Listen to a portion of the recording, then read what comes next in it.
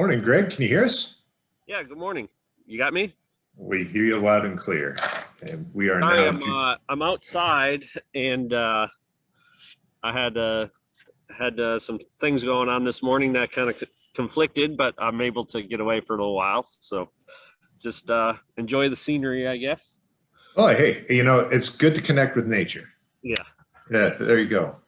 Well, of course, as you can see, we are now joined by Greg Ives, crew chief of that number 48 Ally Chevrolet for Hendrick Motorsports. And hey, Greg, I mean, this week, all the talk has been about 269 wins, Hendrick Motorsports, and that great accomplishment. I mean, you've been with Hendrick for quite some time. How many of those victories have you personally been involved with? Do you think? Yeah, I've been at Hendrick Motorsports since 2004, so 17 years now. I took a little bit of time and went over to Junior Motorsports for 2 years, but still kind of was still employed by Hendrick Motorsports there, and I don't know how many, how many of those wins I was part of, but fortunate to have my whole career be at one company, and and fortunate to be able to add to that total as a crew chief and engineer and a crewman as well. So it's been a blessed career that I've had. Mr. Hendrick makes it for a really great place to work. So, we hope not to stop at 269 and continue on the success that we've had this year. We're going to open the floor up for questions, and our first question this morning is going to come from Noah Lewis. Go ahead with your question, Noah. Yeah, hey Greg. I just wanted to know a little bit about you and Alex and your relationship and how much that's developed over the few years that you guys have had. It seems like this year you guys are really hitting on all cylinders. And then just talk about the performance at HMS, where I talked to Alex post-race at Charlotte, and he said even at the end of that thing, he still didn't feel like he had the best car, but you guys are still able to salvage top 5 finishes with a car that isn't, up to his liking. So talk a little bit about that performance as well. Yeah, I mean, as far as Alex goes, very easy guy to get along with. Very, I don't want to put simple being a bad word to use, because he loves race cars and he loves cars and he likes driving cars and racing them. So whether it's a sprint car, a cup car, his whatever he has in his garage, from a classic truck to a new, whatever he has. So, understanding that, and being able to connect on that level is very easy for me. I do like cars. I love racing. So, it's generally, in that relationship, it's you don't have to work very hard to make it happen, and to communicate on a level that we both understand. So really enjoy the progress and the relationship we've been able to grow over the course of the last 3-4 years. I know when he filled in for Dale there, it was kind of thrown in there and maybe forced a little bit in a situation where he might have not been as comfortable as he is now. So very, very thankful for our relationship as it continues to grow. And then as far as our race cars, yeah, we've been able to take cars that maybe weren't race winning cars, maybe not even top 5 cars, and be able to finish in the top 5 with them, and or go out there and win with them. So and that's truly Alex Bowman coming into his own as a driver, understanding his capabilities and where the limits are with our equipment. So Charlotte, I don't think we could have won that race, but we didn't have a top 5 car due to certain circumstances, but we took a 10th place car and finished 5th with it, and that's a credit to the team, the pit crew, and Alex saying, "Hey man, it's okay. I'll get it from here." So and we've been trying to work on that over the course of him becoming the leader of the team. And you kind of know when he's there, when he says, "Hey, don't worry about like Richmond, we had a penalty and he said, it's okay. We're going to drive to the front and pass them all again." So that's his maturity, and that's him growing as a driver. And like I said, the leader this 48 Ally team. Our next question is going to come from Bob Pockers. Go ahead with the question, Bob. Yeah, Greg, with no Sonoma race last year, the race the year before, the high downforce, what are you looking at to prepare? Well, we're kind of going back a little bit to 2018. Even back to the days of, when we had Dale and had some success there at that track. So, I wouldn't say, the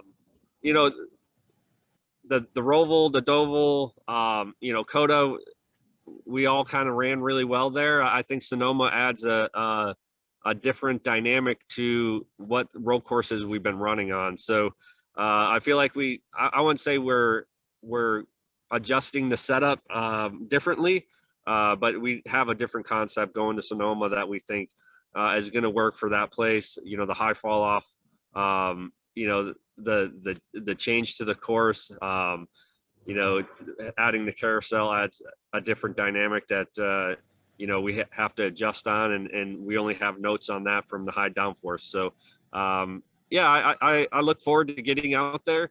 Alex sometimes doesn't give himself enough credit as a road course driver, but I feel like he does a great job and gives the feedback he needs for me to make adjustments to get him where he can win the race. And I know Coda will be a little bit of an outlier because of the rain, but this will be your third road course of the year. You'll have 3 more left in the regular season and then 1 in the playoffs. Like, what would you know about road course racing, and like, will you be able to predict kind of what happens in the next 3 road courses after seeing the first 3?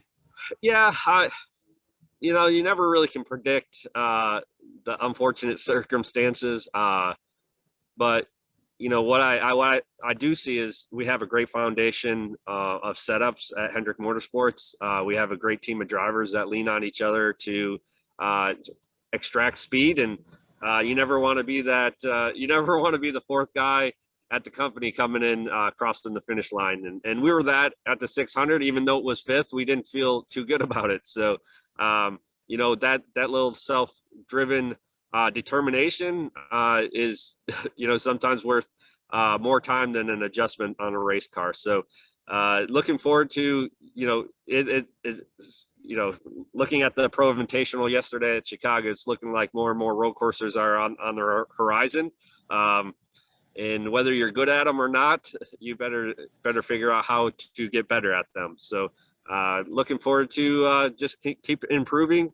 Kind of excited. Like I said, Sonoma, we weren't there last year, and high downforce in 19. Hopefully we guessed and predicted right on our setup going there this time.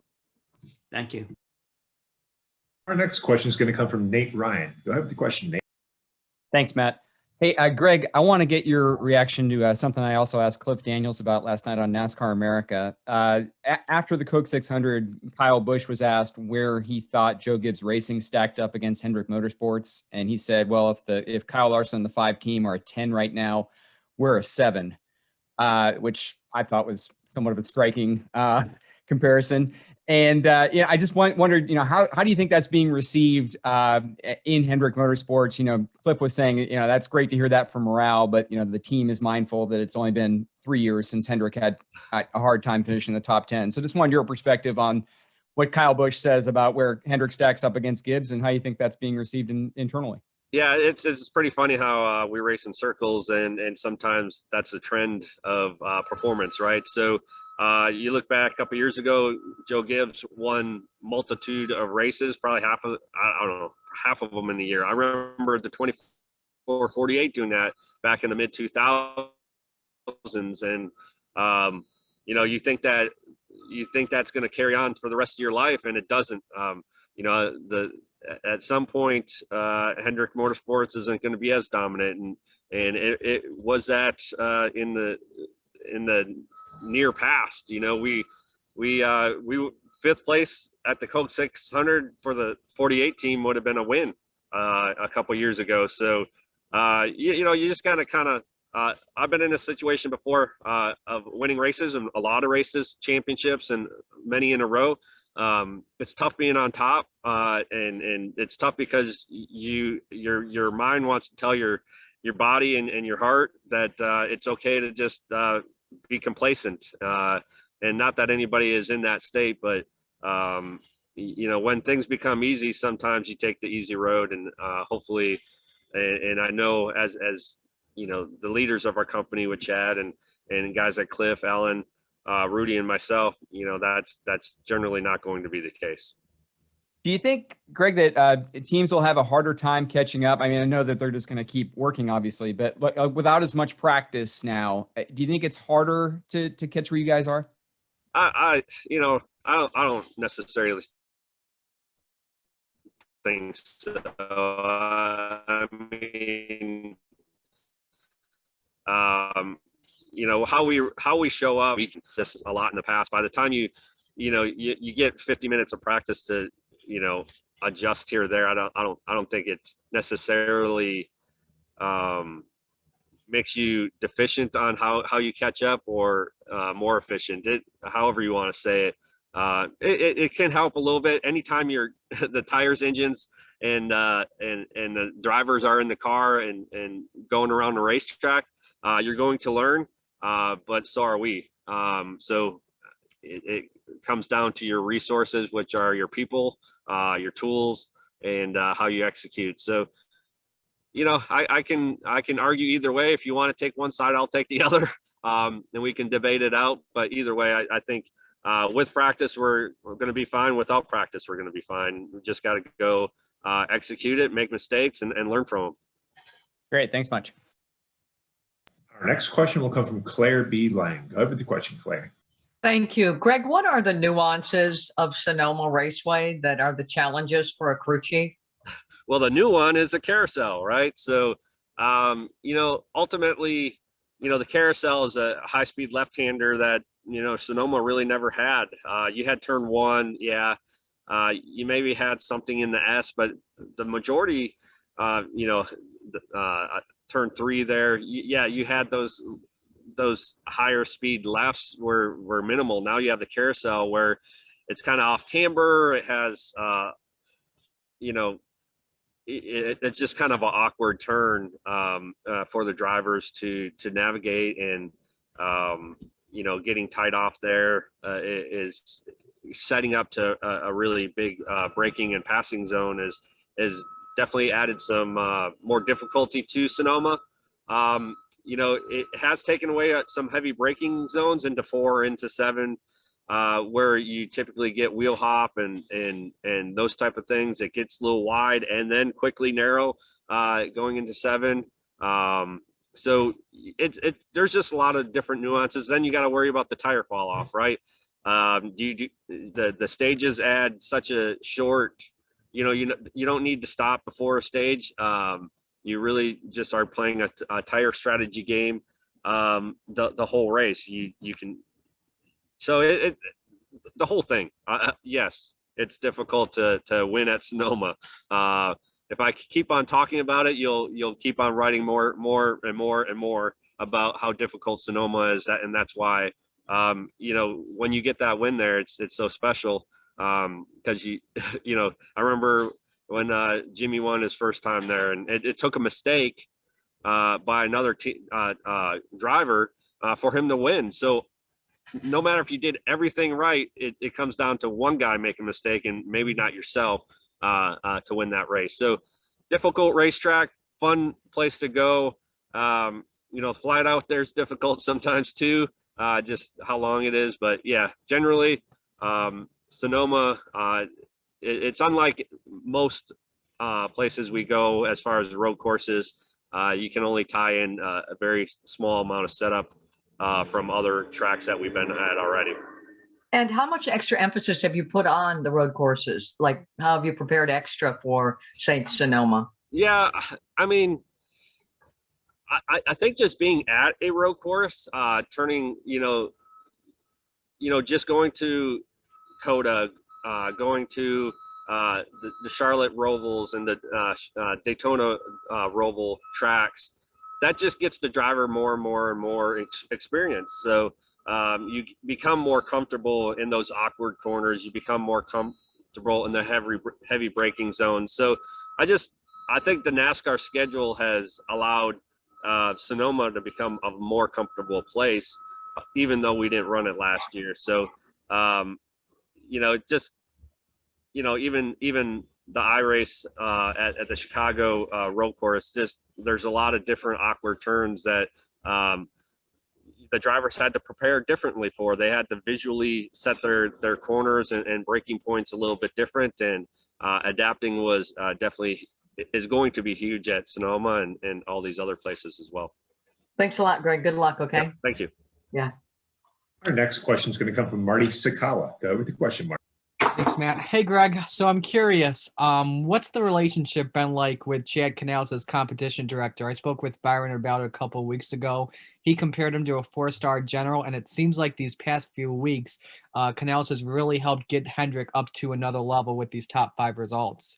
Yeah, I mean, it's no it's no doubt that Chad has a high influence in racing, right? So that's his passion. And anybody has a passion is going to make an impact, especially when they go from the track to the shop.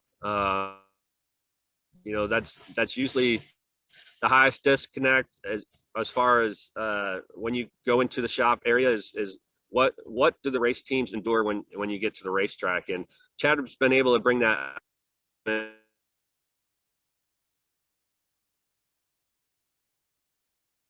It's helping the guys at the shop to be able to say, hey, this is what we need to do to get better. This is what the guys need when they show up at the shop on Monday. The state that the cars are in and what they need to be able to work on. They don't need to be completing race cars. They need to be detailing them out. So there's a lot. Okay. There's a lot of things that definitely go into it all. So just trying to, he always has a plan, and executing the plan is one of his biggest assets, and very thankful for that. Thank you, sir. Good luck this weekend. Thank you. Our final question is going to come from Anton Reskev. Go ahead with the question, Anton. Thanks, Matt. Good morning, Greg. So it's been 2 years since the latest Cup Series race at Sonoma. Do you expect the track to be any different from what it's been in 2019, and how it might affect setting up the car? Yeah, I don't think the track really is going to have much change to it. Obviously the biggest thing is getting the proper rubber on the racetrack when we start the race. So it's going to be a little bit of challenge getting the drivers to mind their P's and Q's early, and once they get in rhythm, I don't see any issue with it. Thank you. Wishing you all the best for this weekend. Appreciate it. Thank you. Well, Greg, thank you so much for taking the time to join us, and good luck this weekend out at Sonoma. Safe travels. I appreciate it, guys. Thank you. See ya. Take care.